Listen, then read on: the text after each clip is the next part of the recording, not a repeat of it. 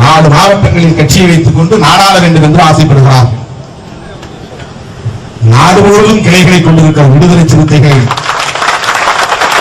அவர்களை சந்திப்பதற்கு கூட நாம் தயாராக மானம் கெட்ட பிறவிகள், வெட்கம் கெட்ட பிறவிகள்.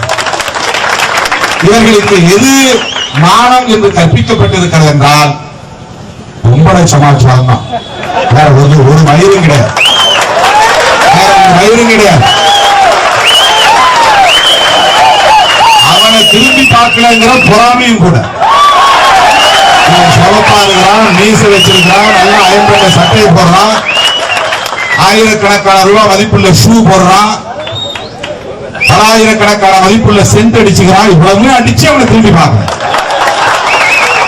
ஆனா ஏழை குடும்பத்தில் பிறந்த, தாழ்த்தப்பட்ட சாதியில பிறந்த, சக்கிலியன, பல்லன, பறையன அவன் திரும்பி பார்க்கிறாங்க. அதுல இருந்து தெரிஞ்சுக்க உங்க ரட்சணை எவ்வளவு கேடுவிட்ட ரட்சணை என்று புரிஞ்சுக்கணும். இது ஒன்னே போனாதான் உன் ரட்சணை என்னன்னு அந்த பொண்ணே சொல்றான். நீ இவ்வளவு இருந்து ஒண்ணுக்கு நாயக்கு இல்ல, உங்ககிட்ட ஒரு சரக்கு இல்ல, ஒரு சரக்கு உங்ககிட்ட இல்ல.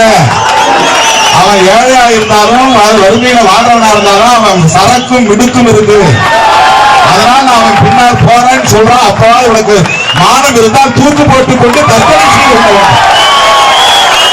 இவன் என்ன பண்றான்? நீ அங்க போய் 10 மாசம் படுத்திருந்தாலும் பரவாயில்ல, வா நான் தொடச்சு விட்டுக்கிறேன், கை விட்டுக்கிறேன், என் கூட நீ வந்து குடும்பம் நடத்து. இவ்வளவு கேவலமான அருவருப்பான ஒரு அரசியலை செய்கிறார்கள் இந்த மானம் கெட்ட பிறகு.